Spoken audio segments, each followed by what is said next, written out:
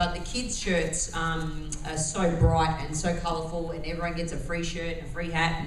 But the marketing of Hot Shots in Australia is what draws the children into the clubs. And I guess in many ways, because we've only got a population of 23 million, we all kind of live on the outskirts of Australia, it's easy to then funnel the kids, or easier to funnel them into the clubs.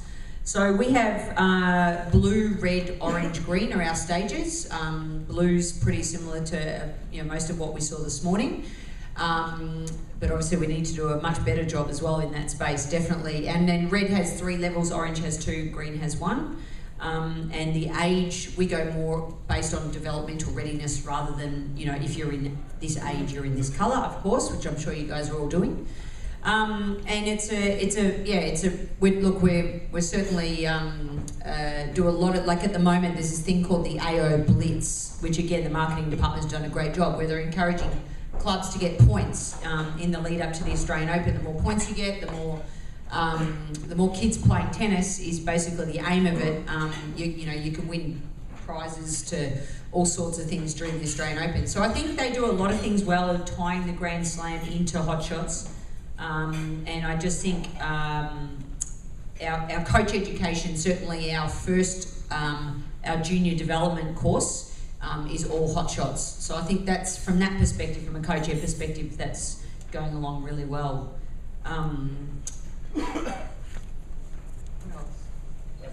Yeah, okay, sorry. And Mike's been very instrumental in a lot of our coach education days down in Australia. So we've had a lot of input from him, and also, heaps of other people that have had, huge success in the program. But happy to answer any questions about Hot Shots. Hello, first of all. I'm sorry for the strange accent.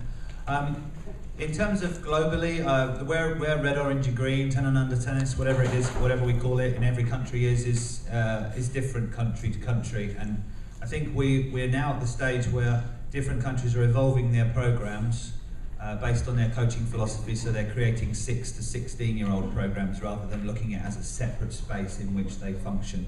So, there are places now where they're really not even talking about calling it red, orange, green, they just do red, orange, green, and it's just assumed and implied. So in some ways, I work a lot in the US. US is a little bit behind on that, and there's still a way to go on that. The other thing is, we all know that you're going to go faster than everybody else, because Americans' 2 obsessions are bigger and faster. So you will catch up and overtake everybody, I've no doubt about that. But I think there's a space now to create your core coaching philosophies into this whole process. So I work for the Dutch Federation, for example, and if you drive south from Amsterdam, within 2.5 hours you're in Belgium. And they could not be more different. The Belgians, the only people more German than the Germans are the Belgians. Right? They'll measure every tiny little detail, whereas everything Dutch is very much about being much more looser, much more tactical. So there's lots of different versions of red, orange and green starting to emerge. There's lots of different ways that people are starting to immerse themselves into it. The biggest thing right now is we know about the balls, we know about the courts, we know about if you like, the infrastructure of the whole thing. We need to be much better at understanding children. So I always get asked who does the best competition in the world, who's got it right, and I always say no one. Because I've yet to see a nation that really is going, from a kid's point of view, that's really what we really need. Most of us were trained in tennis, and now we've had to learn about children, rather than the other way around. And that's kind of where the evolution's going to come in the next few years. And I think nobody in the world right now is an expert at this. I always say I feel like the one-eyed man, in the world of the blind, the one-eyed man is king. I feel like, well, no one knows very much. I know very little, but it's a little bit more than most people do.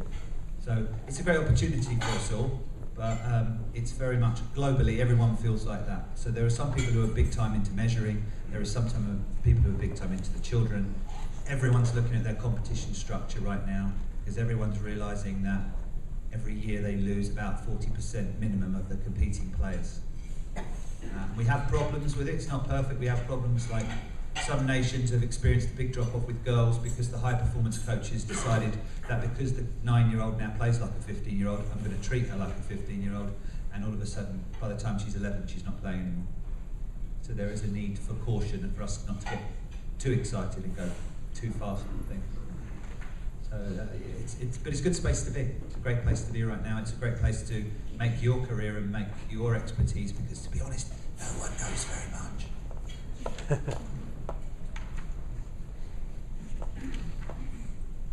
Questions from the audience. We've got a pretty distinguished panel here. So go ahead, Mike. You've got a voice. Yeah, I was in the schools right now. There's a huge push toward character, building character in kids, and the author Paul Tough talks about the trend in learning that there's actually boarding schools in New York now that are giving a character report card along with grades, your math, that type of stuff.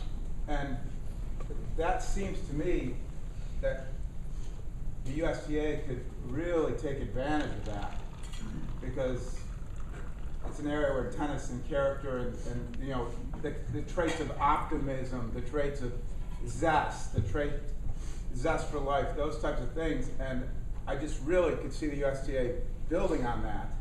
And the schools are so open to it. I mean, the schools, I think right now, when you go into the school and say, oh, I'm bringing tennis in, I think that they're like, okay, you've been doing that for 30 years. But if you go to a principal and you say, we're bringing character in, and we're basing it along with our tennis curriculum, I think it could be a hit. And I haven't seen it yet, but You will. Okay. It's out there, and you're absolutely right. If you go into a principal and say, we're going to bring character, we're going to bring movement, we're going to fight childhood obesity, those are the buzzwords. They don't care if it's tennis. I'll ask a question right now, does sport build character? How many think sport builds character in this room? Yeah, yes, it builds some character, but athletes are more likely to be bullies, or more likely to cheat on tests, they're more likely to disrespect authority. I mean, there's a lot of character things. All you can do is open the newspaper any day of the week and you see bad character. I mean, NFL players, 37 have been arrested already this year. And they should be at the top of the level. So yes, and Jason Jameson's our schools director. He's got a whole curriculum on character. Pretty simple, but it's there and it's in place. Obviously, we're working it into our workshops. I'll work it into my workshop. But we'll plug 2 o'clock. Come to the court, because we'll talk about character. And we can develop character, but the coach must develop it. The coach must have an opportunity to develop that. So. But you're absolutely right. Character is a huge thing right now, and we want to make sure that it's integrated in everything that we do. Good comment. Other questions? I've got a question for you two, especially because the number one thing that we're fighting right now, I'm in Louisiana, so childhood obesity, adult obesity, and everything else is number 2 next to maybe Mississippi. Do you see in other countries the challenges that we have with the Xbox, the PS2s, the computers, the texting, all of that? Because that seems to be our greatest challenge. I'm not trying to take kids from soccer or lacrosse or anything else. I'm trying to get the butts outside, and that's been our biggest challenge, especially in the state that we live in. It would be very interesting. What does Xbox and Microsoft or EA Games and all those things really know that we don't know? Yeah, it knows how to fully engage a kid. And Dutch Federation just did a thing on gamification. And if you want to go type it into an internet search, it's a very interesting way of looking at how a computer game, which when you look at it, has massive issues. Like, for example, if you've ever played Call of Duty, have you ever played Call of Duty? You ever played Call of Duty? So there's young guys nodding, right? It's a shoot 'em up game, right? How long is it before you got shot? First time you played it, how long was it before you got shot?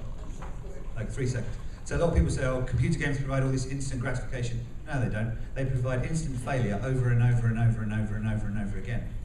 But they understand if you've got a reset button and nobody judges your performance, you get endeavour. You get kids getting it. So what computer games do, you know, you're fighting them, but are you fighting them by understanding what computer game companies know? Computer game companies know that, you know, rather than talk tactics, they talk missions. It's way cooler. Rather than talk technique, they talk weapons or tools that you're going to get so you can achieve your mission. They actually have linked everything in there. So go and take, I won't talk about it for too long, but it is a global thing, but it's not something that's ever going to go away, and it's not a battle that we need to spend all of our time fighting. What we need to do is understand who we're teaching. If we understand who the kid is, then we can act, and the world that they live in. Like we're scanning things with smartphones today. My daughter was 13 yesterday. She got an iPhone for her birthday. You know, you have to understand the world that they live in now and the world that they function in. Are we spending enough time looking at that? Because really, if you want to be better, it's not about knowing more about tennis. To be honest, everyone knows enough about tennis. Probably know too much. You know, everyone knows we all say too much. What you have to do is understand the world of the child much more so we can engage them much better. You need to do a better job of that. So if you want to fight obesity, if you want to get a kid on a tennis court, you need to talk their language. You need to understand what motivates the kid of today, because what motivates the kid of today is not what motivated us when we were growing up. And if you just take education now, when you were at school, you studied and you learned all these facts and you recited those facts back, and that's how you passed your test. Nowadays, every fact you ever need to know is in one place, on the internet, which is everywhere you go. So now, even education's changed to be about adapting and applying things rather than just repeating things.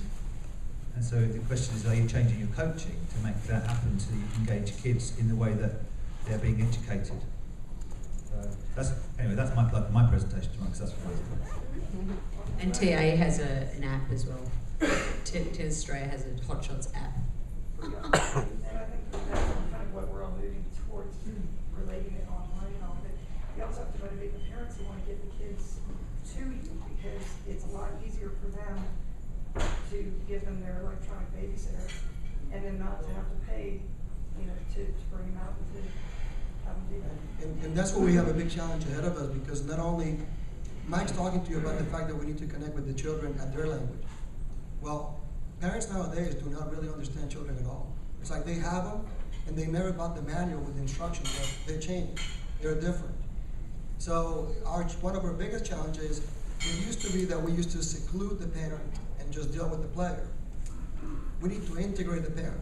Because right now, I'm finding personally, I'm actually doing more education towards the parent to be able to then engage the child, so the parent understands. I had one the other day actually falsely believing that they control their children. He said to me, well, I control my children. I told my kids that they had to go out and do the yard. And they got up and they did it. And I looked at them and I said, well, they did it because they chose to do it, didn't they?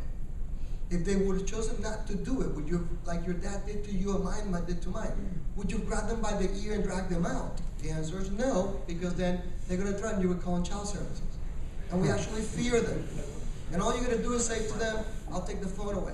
But in my program, we have officially about once a month, we have what we call Parent-Teacher Night.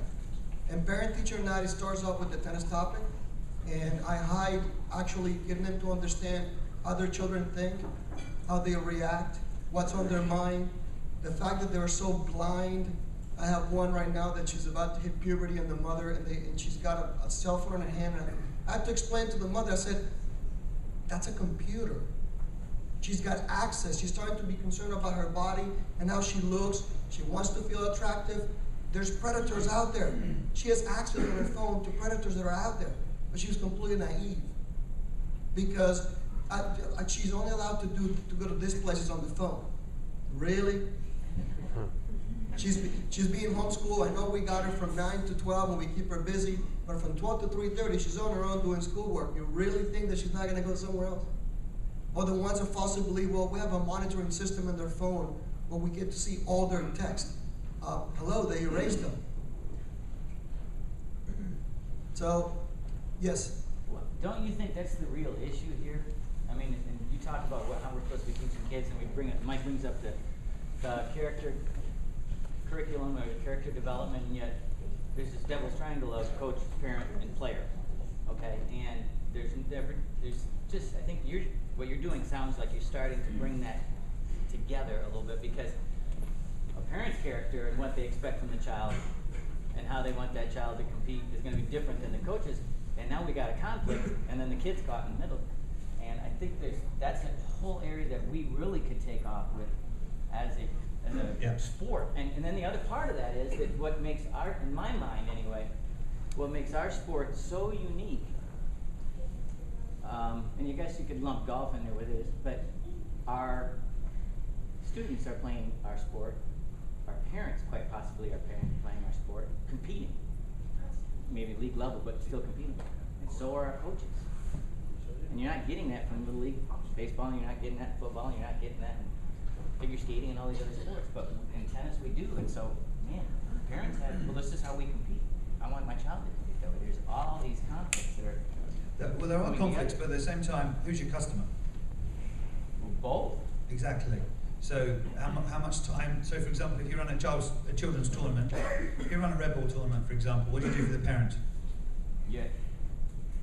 So we have a coffee tasting or a chocolate. We get the bakery to come in, or we'll do a presentation for them, or there'll be something. Or sometimes we have wine tasting, but then we have to drive all the parents home and then take their kids home afterwards as well.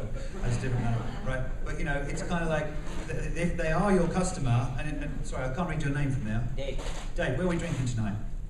what's that? Where are we drinking tonight? Wherever you choose. Okay, we're going. Right, because you see, if we can create a relationship, then you say it's a conflict. It's not necessarily a conflict. It's actually could be an extended network of your friends. There's a whole lot of adults out there who want to talk about this issue, and they just happen to be called parents. So it's fundamentally changed the way we think about this, because we're dealing with young kids, and young kids all come with parents. So now we always have a parent as a customer. And actually, if the relationship is untenable between you and the parent, you should actually say, sorry, I can't teach your kid. But actually, you should do everything you possibly can to build the relationship with that parent. So every single thing, every single event you do, every single program you run, think about how you can get parents involved in that, because they ain't going away. And if it gets to a choice between you and the kid, it's always going to, you and the parent, it's always going to be you. You're always going to be gone. And you know what, if you make that parent have a nice time, you connect them with some other parents during a tournament, and then they have to choose between 3 or 4 other sports, and you've managed that parent relationship. It's very, you know, they'll choose tennis. I just came back from El Salvador, and in El Salvador right now, in a tournament, parents are not allowed to cheer. So you can imagine all these like Central Americans going vamos, vamos, vamos, vamos at the top of their voices, right? And it's not allowed to happen. So I watched these parents kind of sat the fence going. And after a while they turned around and went, I'm Mike. All right, and started talking to the parent next door. By the time the day had finished, they were having a picnic. You know, all the parents chatting and chill, and all the kids were all chilled out. Apart from one American kid from Costa Rica, but we won't talk about that. Right? Right? And so, you know, you're right, Dave. You are right, but we got to manage it, because we can't make any of these things go away. And we love challenges because we're tennis people.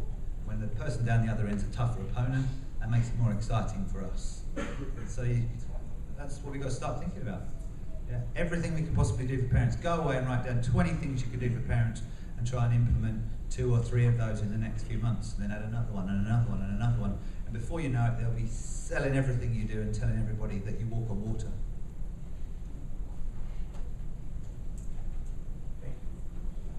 Thanks, Mike. I hate to cut the panel a little bit short, but let's take the 5 minutes that we have left and break out here and head down to the court. Kirk has exactly 1 hour on the court. I don't want to short him.